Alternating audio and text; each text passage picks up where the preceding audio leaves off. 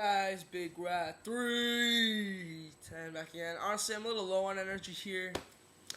It's around 4:30. I woke up an hour ago. I didn't even go to sleep that late. I went to bed around 2:30. That's early for me. As Matt Beast will tell you, as Sabu TNA Forever, as AJ Orton will tell you, I can stay up till 5, 6, 7, and I usually do. And I usually wake up around 11, 12. But I went to bed at 2:30 and I woke up at around 2:30. I don't know what happened, but man, I'm losing energy by the second. I won't regain my energy until for a few 30 minutes. Watching Take No Prisoners, because I promise I gotta finish this, and then also I have more ROH DVDs. I bought them weeks ago, so don't criticize me. I bought these weeks ago. I just didn't want to tell you guys about it until I was getting through my ROH DVDs. I still have 4 History Ring of Honor DVDs. I have the 3 newest ones. Wait, these will all come on Wednesday. Because I got them shipped to my house back home, but now they're gonna get shipped back up here since we have to ship a bunch of things back up here, a bunch of things that we need. And my dad's gonna put in the DVDs there too, because my dad already went home. I'm gonna get the Era of Honor Begins, Manhattan Mayhem, Glory by Honor 691, and Night of the Butcher. Yes, 2. Night of the Butcher 2, the bad one. And I also have Bola 2005 from PWG, because I heard it was their best show. On Christmas in July sale was 35% off, and this DVD is $24, so I thought this is the best time to get it. And I also got the Homecoming 2, and I don't know why Sanders, Robin, Honor Hammer 26. These guys have not reviewed it yet. Maybe they don't have it yet, but I just thought they did. I haven't seen a lot of people review these actually. Validation and Never Say Die, the newest 2 Ring of Honor DVDs. I will get them all. Hopefully I'll be done with... I plan on being done with Take No Prisoners and at least Double Feature 2. And then I'll just have to do a cut above, Cage Raged, and the festivals.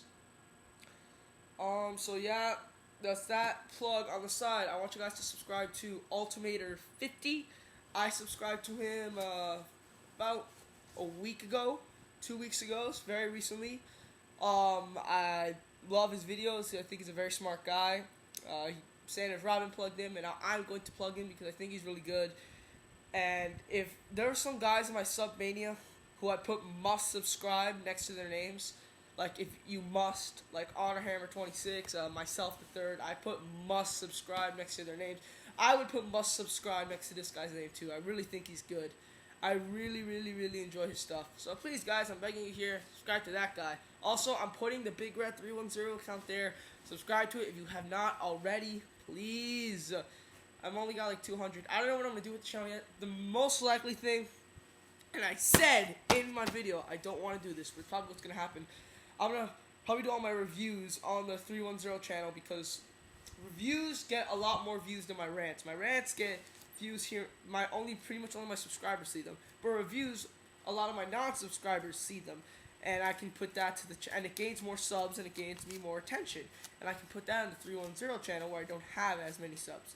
So yeah, I'm probably going to keep both channels. So please, guys, subscribe to both. You really need to subscribe to both channels because I will make videos on both channels. Also, like I said, I have 152 videos on the other channel. They're all my newest subscribers. If you subscribed to me since April, you probably haven't seen any of those videos. I told you, in my opinion, my favorite videos are on that channel. Go see my rants to RVD Theater for Life. Go see my tag team wrestling theory, which I saw yesterday, which I thought was a very good vid. Yes, I know I sound like a 5-year-old. Yes, I know I rated Jeff Hardy Edge at the Royal Rumble 4.5 stars because I didn't know how to rate matches. I don't care. Check it out. Okay. This Indy Wrestling Drama. People have been going insane over this. I have 2 things. One, why do you care so much? Why do you care that people are not watching any wrestling? Okay, I saw 2 people make vids about it. A-Stone and The Miz 2003K. No offense to you, The Miz, but you sometimes do come off as kind of harsh.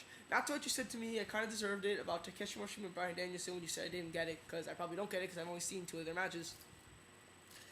But you do come off as kind of harsh. I've seen you, Miz 2003K, and other vids kind of be a little bit harsh. And you're telling these people that if they don't watch indie wrestling, then they're not knowledgeable wrestling fans because they can't compare the product. I disagree with that. And A-Stone, you were different. You were in a much nicer way trying to tell people to watch indie wrestling. If you hate Victory Road so much, then watch indie wrestling, get your mind off of it. Well, your theory's a little off too. I really hated Victory Road so much, as you guys know I did. And I watch Ring of Honor. I've been getting more into PWG. Probably not going to get into Chikara. I'm not paying $20 a DVD. That's outrageous. And $60 for King of Trios. That's also outrageous. So that's what's going to happen there. Okay, now Spinnernet asked me to make this fit, so I'm going to quickly go over it. Now, here's the thing. Miss 2003K, don't blow a gasket.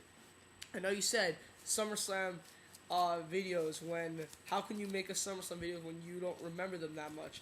Well, here's how I know I can make one. I have the SummerSlam anthology. I just finished watching it.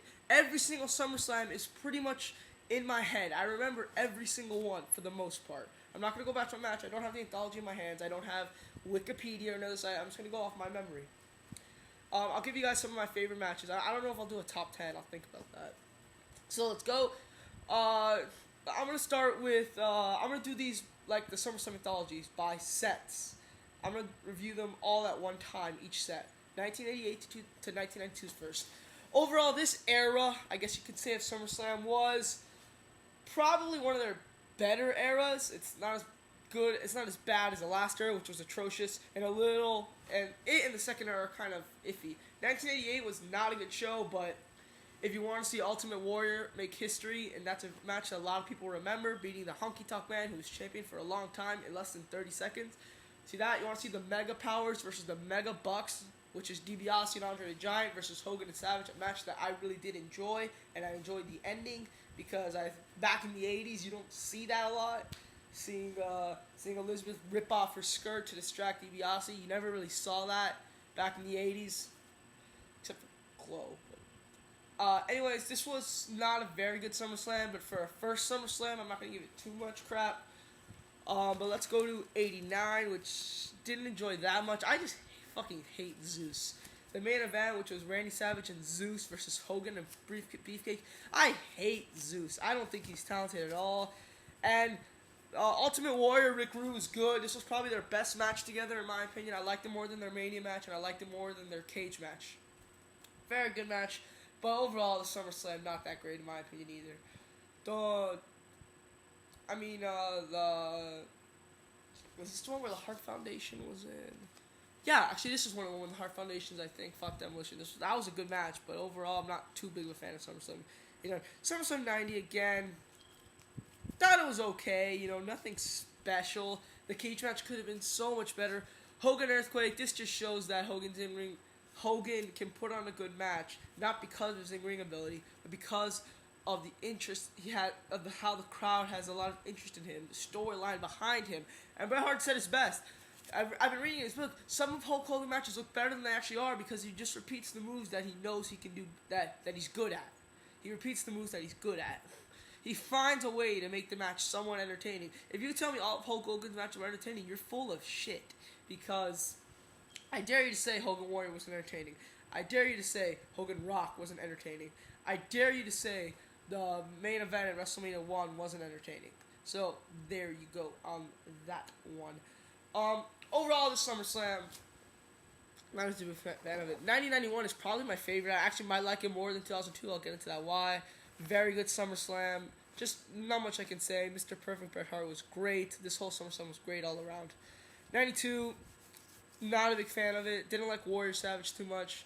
But British Bulldog, Bret Hart, which I think is a bit overrated. Great match. 93 and 95, I'm not even going to talk about those. Those sucked. Except for Shawn Razor, both those SummerSlams sucked. 94, I think, is also underrated. The cage match between Owen and Bret was great. I liked it more than their Mania match. There's a few other matches on the card that I can't quite remember that I liked. I thought it was a very enjoyable SummerSlam. 96, I thought it was enjoyable to a degree. I liked the main event a lot. With Shawn and Vader, those guys had great chemistry. Like I said, another reason why Vader is probably the best 300-pound man in business. No, I did not count Undertaker, by the way. The Boiler Room Brawl, I enjoyed. Good SummerSlam. 97, nothing too memorable. Didn't like it that much. 98, except from the ladder match, it was good. Not great, but good. 99, didn't like. And 2000, I thought was good. I thought in 2000 and 2001, I thought were good. Each had both ladder matches on both shows were good. Kurt Angle's matches on both shows were good. The Rock had a pretty good match on both shows.